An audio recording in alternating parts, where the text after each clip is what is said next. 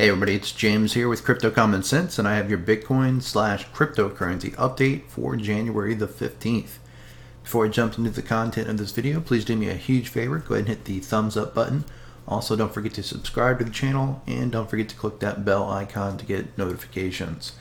So I'm going to start off with some really good news today, and then we're going to jump right into Bitcoin. So for those of you that have been watching the channel a while, and you know about the whole neck thing, I got my MRI results yesterday, and not only did I not tear the transverse ligament, which was going to require C1, C2 fusion, but they think that my broken neck, it's actually an old break that has already healed that I never knew about. And I kind of had a rough past before I met my wife and settled down about 17 years ago.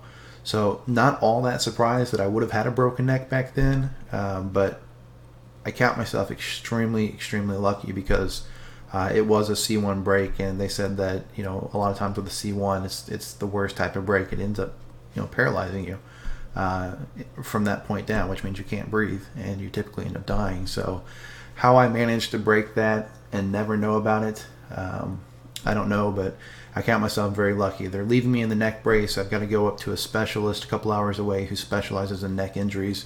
He's going to verify what the neurosurgeon down here thinks. So until then, I'm in the neck brace, but it looks fairly certain that I'm out of the woods. So really terrific news on that. So let's talk about Bitcoin. Yesterday was a huge day for Bitcoin. It pumped up to about 9 grand, or just shy of 9 grand. And of course, we know that if you go on social media, it's nothing but euphoria. There's a whole lot of bulls, you know, running around saying, I told you so, I told you so, I told you so, the bottom is in, and all that kind of stuff. So we want to look at this from a rational point of view, and we want to look at the market, and we want to see for ourselves, is this a sign that the bottom is in, and are we starting a new bull market, or is this just yet another bear market rally? Okay, so the first thing I want to talk about is we're going to look at a daily chart. We're going to look at Bitcoin in depth today, and then we're going to talk about some of these altcoins as well. So guys, the first thing that I want to point out about these rallies, and I had the weirdest conversation with a guy who just wouldn't let it go yesterday, wanted me to admit that I was wrong. I'm not wrong, guys, okay? I won't be wrong until we put in bullish structure. And if I am wrong, I will gladly admit it. Those of you that are watching the channel, you remember a few days ago, I talked about that bag of, for lack of a better term, shit coins I was holding, right? The coins that I've been holding for a couple of years, most of them are free positions, etc., etc. Just yesterday, those things went up $2,500, okay? So I'm not going to complain about a bull market. Bull markets are some of the easiest money you can possibly make. I would be glad to admit that I'm wrong if I'm wrong, okay? But so far, we're still in a downtrend, and we need to be careful about getting overly bullish here. All right. If you look back, you can actually go to my Twitter. In fact, just take my word for it. I don't want to go look it up on Twitter. If you want to verify it, you can. But back in November, when this thing first fell, I said that I expected that it probably would pump back up and test the 61.8. In fact, I said it so many times over this 6-week period that I kind of felt like a broken record. And I was getting a little bit frustrated talking about it because I thought this is probably never going to happen. It's taking way too long. But the reason that I didn't get overly arrogant and short down here and get destroyed is because it's the same thing that happened back here. If you've been watching the channel a while, you know that I was talking about a pump to 9,500 bucks all through this area. I finally gave up and said, I guess it's not going to get there. Went short and then got just absolutely wrecked. Well, not wrecked because I used proper risk management, but I took a huge loss, the worst loss that I've taken in 2 years, right? Or at least a year. On this pump, this crazy pump. And then you look, where did this pump stop? It closed at $9,548, exactly the level I've been watching for. Okay, so I didn't want to get ahead of myself and try to get into a monster short, because while it seemed less and less likely it was going to get there, Bitcoin loves its freaking 61.8, right? If we draw this, where did we come up to? The 61.8 was $8,970. We came up to $8,900. The other thing we did, and I talked about this just less than a week ago, right, was we actually hit our trend target, and then we hit the extension. So watch this. So if we draw a fib extension, right, this is what I used about a week ago to say that I thought Bitcoin would go to at least $8,100, right, 8113 right here. And then when it started to pump back up, I said, look, we can't be cocky bears. We can't be arrogant. because this thing might go all the way up to its 1.618. What did it do? It tagged that thing almost perfect. Okay, does it mean the rally is over? No, it doesn't mean the rally is over. We're going to look at that in more detail. But what I'm saying so far is what's happening doesn't confirm that the bottom is in. Okay, anytime you're trading in a market, in a bear market, you have to understand that bear markets work like this: down, up, down, up, down, up, down, right? Talked about this in many videos. They look like a staircase pattern. Same thing with bull markets: up, down, up, down, up. The difference is in a bull market, you're buying these dips, and in a bear market, you're selling or shorting these rallies. Okay, that's the difference on how to trade those two different markets. So if we look, Bitcoin came down. Right here was its lower low. Right here was its lower high. Right here was its lower low. We wouldn't expect this to just keep moving down from here, right? After putting in this low. What we would expect is a rally to put in a lower high, okay? Is this that rally? Maybe, maybe not, right? We don't know yet. It hasn't stopped. But unless this thing can go up and close above $9,500, this will in fact be a lower high, which in a bear market is typically followed by a lower low. Okay, so I understand that people are euphoric. I understand it's exciting to watch coins go up, especially when the altcoins, which have been so oversold for so long, and I talked about them being an accumulation, right, versus Bitcoin. Well, they finally popped, guys. They finally popped. Many of them popped for 30, 50, even 100% yesterday. Last time I looked at Zcash, it was up about 129%. You had coins like Bitcoin, I don't even know the name of it. What is it, Bitcoin SV or something? The Craig Wright coin pumped like 150%, right? I actually had some of it because I had never sold it when I got it from the fork, right? So all the Bitcoin I held, I got a 1-to-1 from the Bitcoin SV. So I had all that sitting there, and I actually sold a third of it yesterday for $375, right? Which was like 400 or 500% from where it started at last month. So all of this so far is very cliche, and I just think it's a bit ridiculous that bulls are getting as exuberant as they are, right? We don't know if the bottom is in, and it could be, you know, it very well could be. I'm not going to sit here and say that I think it's impossible. In fact, right now I tend to say that it's the only time in the last 6 months that I think maybe it is in, right? Maybe it really is in this time, but we don't know yet, okay? And we won't know yet. So there's no point in arguing with people about it or getting ahead of ourselves. If we take a look at a 3-day chart, this is the 3-day chart. This is one of the reasons that I'm starting to wonder if the bottom is in, is because this red box was our RSI, our bear market box, if you will. We weren't, quote unquote, supposed to come out of that. And I had said all along that if we came out of that, it could be a sign that the bear market was over. Okay, so we have broke out of that. But this candle, this January 13th candle, does not close for another 12 hours, or roughly 11 and a half hours from now. We don't know where it's going to close at. It's entirely possible that it pulls all the way back inside this box. It's also impossible that it pulls back down underneath this downward sloping trend line, right? We just don't know. The other thing that we have to keep in mind is, so far this is looking eerily similar to the 2018 pump in the summer, right? Where did its RSI come up to? It came up to 59.2. Where are we at right now? 60.3. And the RSI is very similar, okay? We're going to look at those fractals in just a second. But this is one reason that I'm wondering if the bear market is indeed over. And the other reason is if we connect this from close to close, we can see that we are clearly outside of this down channel, okay? Could it be a false break? Sure, absolutely could be a false break. Could tuck right back inside of it. But we do want to be mindful. We don't want to be ignorant and to say, no, it's definitely not over, right? It's definitely going lower. We don't know that. We don't know it's going lower any more than bulls know it's going higher, okay? If we draw it from wick to wick, it looks like a falling wedge, basically, that had a false break, and then it looks like it broke out here, and it looks like it actually bounced off of it here, which is extremely bullish, if that's the way you want to draw that, right? That's exactly what you'd look for, is a pullback to get in on a long position. Is it possible that's it? Sure it's possible, right? If we draw it from this wick to this wick over here, same deal. We're still broke out of it, right? And we need to watch for confirmation that it's going to continue up.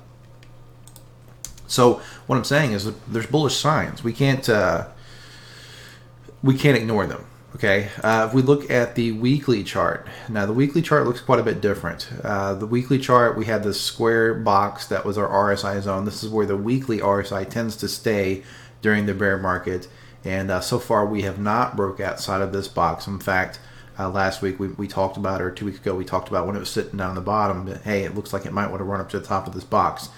That's exactly what it's done. It's ran up to the top of the box. Has it broke out? No, it hasn't broke out. What typically happened when it ran to the top of the box last year or in 2018, it was followed by a massive dump. Okay, so the weekly chart still looks bearish. All right, we did not meet the 200 moving average down here at the orange line. We were underneath the 50. We're back above it, so that's interesting. I've seen people talking about the golden cross, the 50 crossing the 100. Guys, it's not a golden cross, right? You can't make stuff up to fit your bias. It's not a golden cross. The golden cross is generally accepted as the 50 moving average crossing the 200. Okay, now you can say the 50 crossing the 100 looks bullish because it's a slower moving average crossing a faster one. A faster one's crossing a slower one. Yeah, that looks bullish, but it's not a golden cross. Okay, the one thing that is bullish on this chart is this 21-week moving average. Some people trade it. Some people trade. A friend of mine trades the 19. He found that it was a really good indicator. And it had lots and lots of touches. During 2017, it was a support, and in 2018, it acted as resistance. Well, if you look, we're above that 19 week. In fact, we were talking about this about a week ago, and he said, one of the reasons he wasn't bullish yet is because we were underneath the 19 week moving average, and he said, I would almost expect it would go up and retest it because it's so far away from it. Well, it's broke through it, so that's bullish in nature, right? If it comes down and retest this from the top and then find support on it, that would make me lean bullish, okay? Because that line, that 19-week moving average, it really was a good signal. Look at this. Look how beautiful that was. But also look at what happened in July of 2018. It broke it and then went right back underneath it. So, a single break above it doesn't guarantee that the downtrend is over. Also, look back at 2017. See how beautiful that was as support? So yeah, I do think the 19-week moving average, I had lost all hope in it, to be honest with you. A couple weeks ago, I thought, it doesn't even matter. It's not really doing it this year. Maybe it is, right? Maybe it is worth watching. So just giving you some stuff that would make me turn bullish. Because a lot of people say, well, what would make you a bull, James? What would make you a bull? These are some of the things that would make me a bull, right? The main thing being that we close above $9,500. If we can close above $9,500, then I would expect that the next low would be a higher low. And I would be looking to probably take long positions, right? Buy my spot back on that higher low. This is the BSV chart. Look at this crazy thing. This is insane, guys. I'm not going to talk about this a lot today. I just happen to have it pulled up. Look at this. That thing pumped up 493% from December until now. So in a month. So it's funny because when you're on Twitter, you see a lot of people laughing at all these Bitcoin SV, these BSV people. They laugh at it and make fun of, I can't believe you believe in that shitcoin, blah, blah, blah. I think it's funny that it pumped. I really do. I think it's funny. I didn't have a whole lot of it. I just had some of it from, like I said, the fork. But I made some money off of it yesterday. I was happy with it, right? I paid some of these doctor bills I've been racking up. Oh, this was funny. So people were, I'll show you guys this real quick. People were accusing me of being caught off guard by this pump. Guys, this was my open orders on one of the sites that I trade on. This order had been open for a short position at 9,100. I opened it on November 22nd, right? And if you look at what was going on November 22nd, this was November 22nd right here. Price was at $7,283. So did I expect to pump to 9,100? You tell me, right? It's not rocket science, guys. It's just TA. So this here is the fractal that I want to talk about, and I've just got a few things mapped out on it. So number one, this chart on the right side here, this is 2018, and this chart on the left side is current day. So the first thing we have that looks similar to me, which again a Facebook member pointed out, really appreciate them pointing this out. There was triple divergence back in the summer of 2018, triple hidden bearish divergence, right? What you had is you had RSI making a series of higher highs, while price was making a series of lower highs. And we have the same thing this year, right? We have a RSI here, a higher high, whereas price was way up here, lower high, lower high. Okay, so we've got the same triple bearish divergence. We also have roughly the same height of a pump. This pumped about 44% in 2018. Right now we're sitting roughly 39 to 40%. Again, we don't know if we've topped out or not. This is just assuming that we top out somewhere in this area. It's about 39 to 40%. Very similar moves. The other thing that we had in 2018 was we had price had fallen below the 200 moving average, which is this orange line. It had stayed underneath it for a while and came up for a bearish retest right here. This is exactly what we have this year. We were underneath the 200 moving average and we're coming up for what looks to be a bearish retest. We're already showing massively overbought conditions on a lot of time frames before we even get to that level, so that looks like it could be rejected. We'll have to wait and see. The other thing that we have in these fractals is we have, if we measure this with Fibonacci levels from the top of this pump in May of 2018 to the bottom, the swing low, it actually pumped up and kissed almost perfectly the 61.8 Fibonacci level before further downside. If we look at this pump in 2020, what we did was from our swing high at 10.5 to our swing low at 6,430, we pumped up, and basically right now we're kissing the 61.8 Fibonacci level, okay? Does this guarantee that it's going to go down? No, of course not, guys. Nothing guarantees anything. It's just a fractal. It just is something to look at and say, well, this has happened in the past and this may happen again. You know, I do remember, like I talked about yesterday, people were getting very bullish here and people were going long. And I had somebody leave a comment yesterday and I thought this was funny. I blocked them from the YouTube channel. They're second or third person ever to be blocked because they were being so annoying. Guys, what they were rambling on about was, you know, you're a terrible trader. It's not the pump didn't get you in 2018 and said you didn't use a stop loss, blah, blah, blah, blah, blah. You don't use stop losses on investments, guys. That's something that people really seem to be confused about. If you're taking a long position on a trade, yes, you use a stop loss. But most investors, people who are investing for the long term, they do not set a stop loss. They buy a coin or an asset, a stock, precious metal, whatever it is. They buy it with a price where they think they're getting a good deal and they're buying it for the long term. In crypto, they've nicknamed this hodling, right?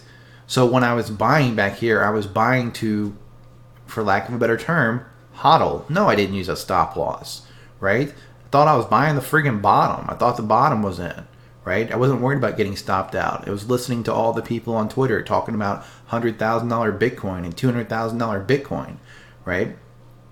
You just don't typically use a stop loss on an investment. You know, it wasn't a trade. I didn't long leverage the thing. I just bought a bunch of it, right?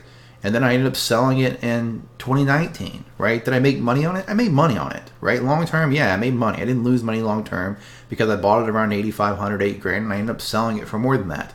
But where it cost me money was I could have been buying it at 3,200. I could have been buying 3 times as much Bitcoin, right? The opportunity cost was what was massive on that. But yeah, there's a difference in trading and investing. If you're investing, you know, it's like people who invest every week. Some people buy Bitcoin and every week they go out and say, you know what, I'm going to buy $50 of Bitcoin this week. I'm going to buy $25 of Bitcoin. I'm going to buy $100 of Bitcoin, whatever it is. They just buy it every single week and they're cost averaging into a long-term position. And I talked about in past videos, I don't think it's a terrible idea to do that, right? If you have money that you're just pissing away on alcohol or cigarettes or tobacco or drugs or, you know, whatever it is that, you know, you're doing that you deep down you're like, man, I really shouldn't be doing this, right? I don't think there's anything wrong with cutting out a bad habit and putting that toward Bitcoin. Worst case, it goes to zero and you cut out a bad habit. Best case, it goes way up. You made a bunch of money and you cut out a bad habit, right? Nothing wrong with that at all, right? I actually told my daughter that I thought she should put in like $5 a month right out of her allowance into Bitcoin, just because I like to get her investing, right? I got her buying a little bit of silver and stuff. So yeah, I think investing and trading, they're just totally different things. Okay, but I want to show you guys this fractal because it is important and it has happened before. And the euphoria and the cockiness of the bulls, it was the exact same in 2018. The difference in 2018 and now is I was still so new as a trader that I let them convince me that I should be buying. And you know, this year I've stuck to my guns and I've gotten a lot of grief over that. A lot of people have called me a lot of names in the last 24 hours, right? And the reality is, guys, is they don't know if they're right or wrong. They don't know. you know? And if I'm wrong and this is a bull market and this keeps going up, I'm not going to complain. I'll gladly say, you know what? I was wrong. It didn't go to 4,000. It never filled in the liquidity gap. It didn't go to 1,000. I was wrong. The halving was not priced in. You know, it pumped up to 20 grand this year. I'll gladly admit that, right? I'm wrong all the time. I mean, it's not really a groundbreaking thing. Traders, even the best traders in the world, are typically wrong half the time. It's why risk management is so important. The only reason I've been right so much the last 7 months is because we've been in such an obvious downtrend, right?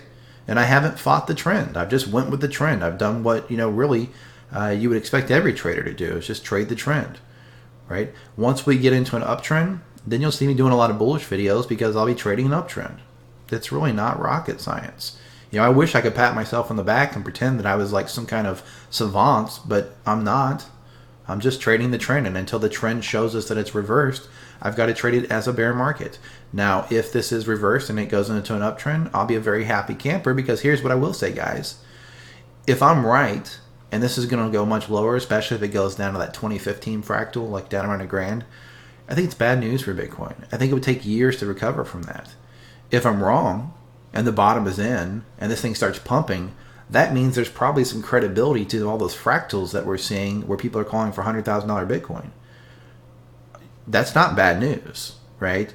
I mean, even if I'm having to buy at $8,000, which, this should pull back, even if it is an uptrend, it should have a pullback. Even if I'm buying Bitcoin at $8,000, I wouldn't be all that upset about it, because again, I think it lends credibility to the fact that we're going to new all-time highs and that this is going to do what it's always done in the past.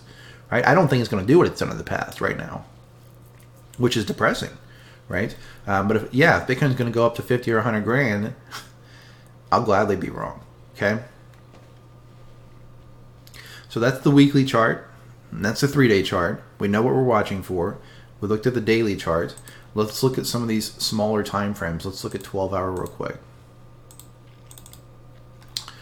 So on the 12-hour, we have put in some really, really nasty bear divergence, okay? If we look at this, we've got RSI over here was sitting up at 79 or so. It's not letting me draw a line. That's weird. So RSI was sitting up around 79. Why won't you let me draw a trend? What's going on? Okay, you guys seeing this? It will not let me draw a line. Not sure what's going on. Okay, well, we have RSI making a lower high. At the same time, we have price making a much higher high, right? So that's a bearish signal, and that means that typically you're going to get some type of pullback. Now, contrary to what one of the guys arguing with me on Twitter said yesterday, it doesn't mean the trend is going to reverse. It does not mean the trend is over. Divergences happen all the time. And you can read a book, you can read a website, whatever. I don't know what the websites say. I don't know what the books say. I know what I know because I've traded divergences for going on 3 years now, and they are my bread and butter setup. I will take divergences like this, especially when they're running into resistance levels, and I will short them 99 times out of 100, and I will make money over and over and over again. The difference is I'm not shorting them waiting for a trend reversal and riding it down to the next low. I'm shorting it and scalping it for a couple of percent, 1%, 2%, 5%, etc. Okay, 12-hour divergence, that's a pretty big deal. Okay, it's not as big of a deal as a daily divergence, which we do not have. We have hidden divergence on the daily, but not a regular divergence. But we do have divergence on the 12-hour, okay? Now, we also had a really nasty divergence on the 6-hour, and this is typically a trade that I would take. Yesterday, I was a little bit less confident in my bear analysis, and I really just wanted to play it safe. And again, sometimes as a trader, your best bet's to sit out. There's actually a cliche that says, when in doubt, sit out, right? So that's what I did. I sat out. But typically, this is the type of trade that I would be looking for. We had RSI putting in a much lower high. We had price putting in a much higher high. Now, guys, one of the things that this gentleman on Twitter was arguing with me about yesterday is how these divergences work and how you can't trade them because you don't know where to put your stop loss and all this nonsense. So I'm going to show you guys how I would typically trade something like this. What a lot of people do is they wait for the divergence to confirm, which means they wait till the first red candle pops in because now you've confirmed that this is your higher high. I don't wait for it to confirm, and I'll tell you why. Because if I had waited for this to confirm and then I tried to take a trade on it, I would have been entering on the bottom of this red candle. And look at this, I would have been immediately stopped out. And that happens all the friggin' time, right? I don't want to trade that. What I do is I wait for a candle that looks like it might be a reversal signal. So in this case, we had this spinning top right here. See back here we had the spinning top type of deal, and then down it went. Well, right here we had the spinning top, and so that to me would look like a reversal signal. So if I was going to enter a short position based off of this divergence, I would enter it right there in the close of the green candle. And then what I would do on a 6-hour divergence, I wouldn't be greedy. I'd set a 2% profit target. Okay? 2%, that's it. So let's do that. Let's draw it up and see what would have happened here. So if we set this to 2%, close as I can get it, right? About 1.98 on the tool. Then what I want to do is I want to make sure that I have at least a 2-to-1 risk-reward ratio, so that if I'm right, I'm going to make twice as much as if I'm wrong. So if I'm trying to get 2% profit, then my stop loss is going to be what? Easy math. 2 divided by 2, 1, right? 1% stop loss, okay? So again, as close as I can get it on the friggin' tool. It's hard to do.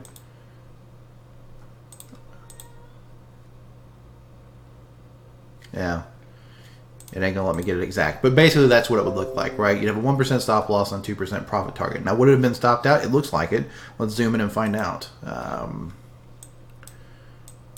No, it actually wouldn't have been stopped out, okay? The entry on this thing would have been at 88.15. That would have been the short, since we can't get it exact on the chart there. 88.15, and the stop loss would have been at 89.03. This next candle here got up to 8,900. So yeah, you know, would have been sketchy. Would have been like definitely a anxious moment. And depending on what exchange you're trading on, maybe you would have been stopped out. But that's typically how I would play that, right? And then you can see right here, bam, the target would have been hit. That would have been a 2% trade, and that's it. It's that simple. That's how I trade those divergences. Okay. Typically what I'm looking for is I'm looking for divergences that are also running in the resistance and a few other things, but that's the general idea, okay? So again, we did have that divergence. It did pull back some. Whether that's, you know, the only pullback that's going to happen, or whether this is getting ready to punch in a lower high, who the heck knows, okay? If we draw some Fibonacci levels, that pulled back to the 23, right? Didn't pull back to the 38 or the 50, so that's a pretty strong, you know, bounce off of that 23 level.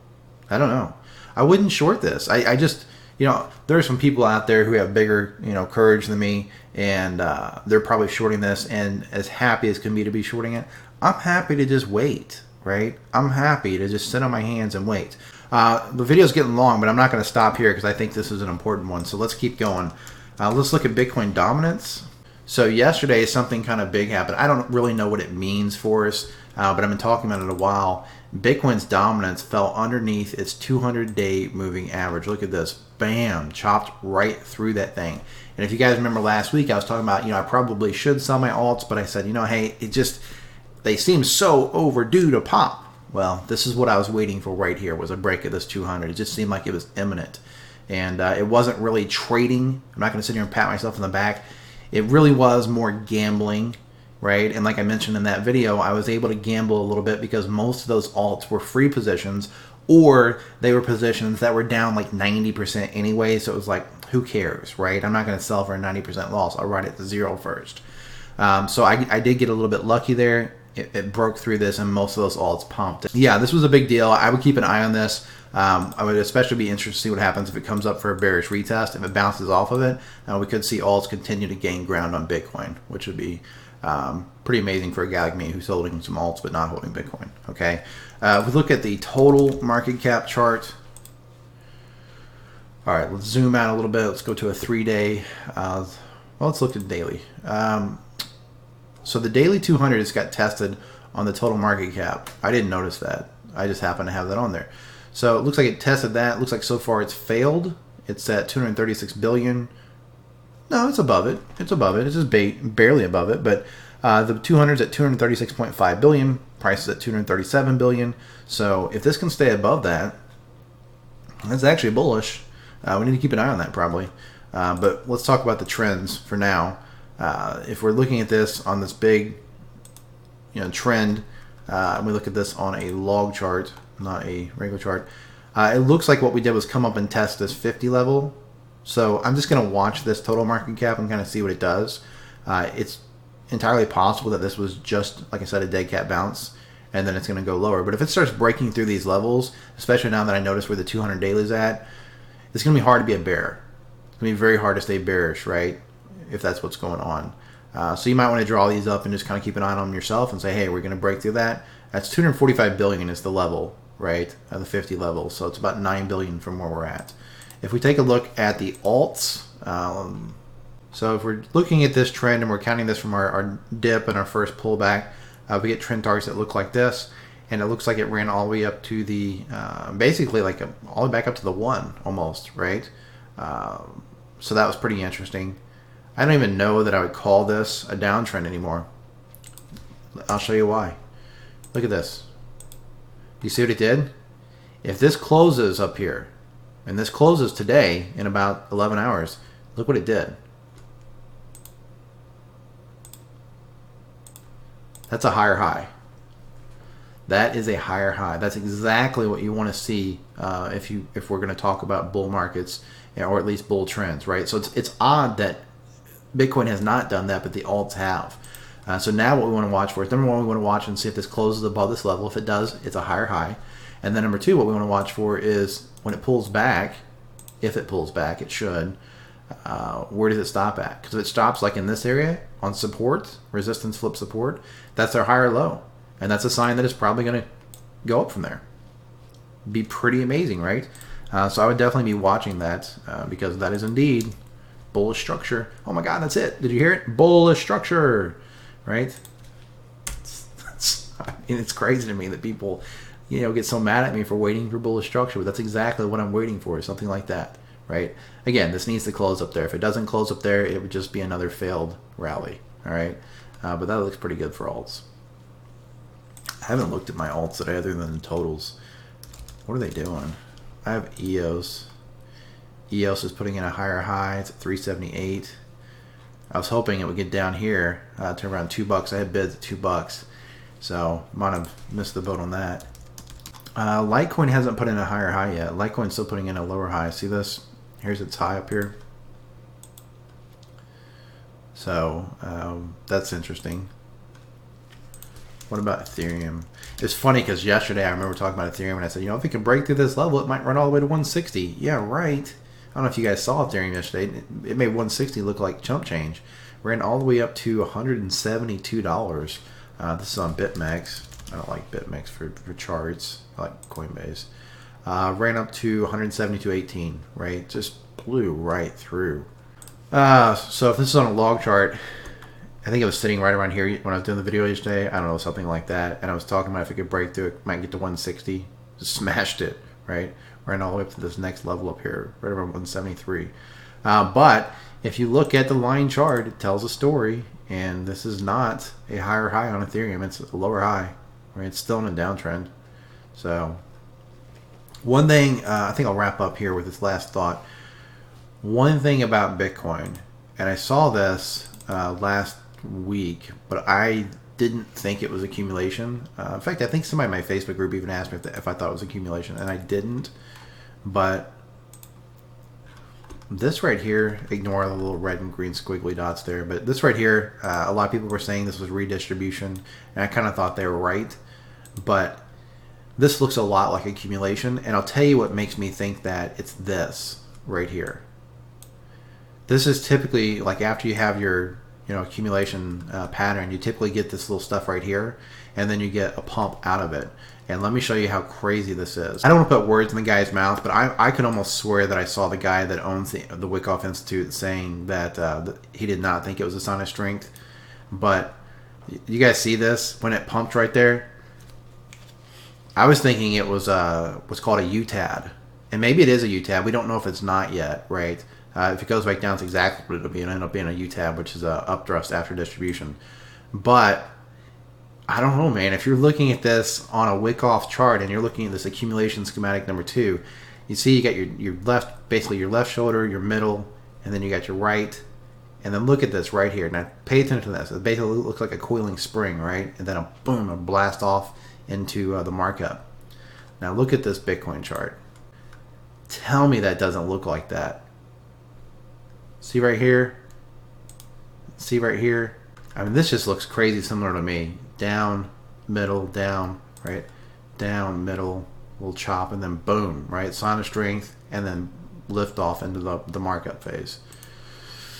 That's what it looks like. Okay, now listen, it doesn't mean that again, same thing. It doesn't mean the bear market is over. It just means that we could have had many accumulation here, right, before the lift off up to 8,800 or 9 grand. We don't know, but yeah, I wish I would have, you know, not looked at that as distribution. Maybe I would have taken a long. I don't know. I took longs in here. I just scalped them, right? I took one at 6,800. I took one at 7 grand. And over here I took one around 6,900 that I sold for like 7,200, right? So hard to complain about making money, but you always look back in hindsight and say, gosh, man, why didn't I hold that longer, right? Because I didn't. That's just the name of the game.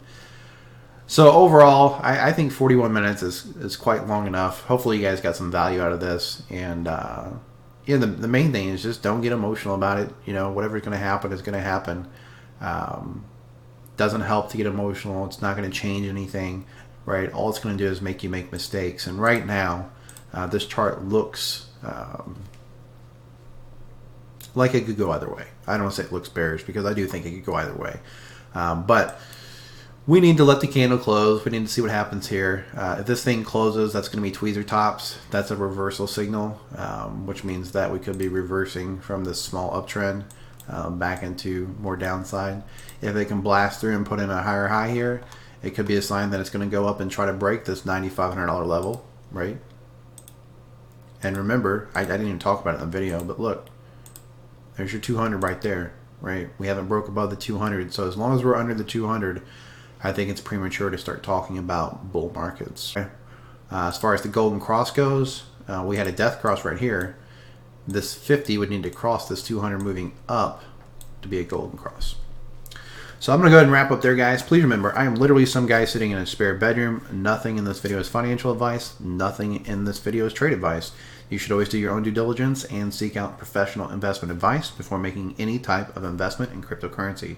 If you enjoyed the video, please be sure and give it a thumbs up. Don't forget to subscribe to the channel. And don't forget you can check the description for links where you can follow me on TradingView, Twitter, where you can join my free Facebook group, and of course where you can join my trading course if you'd like to learn how to trade. This is James with Crypto Common Sense. Please trade safe.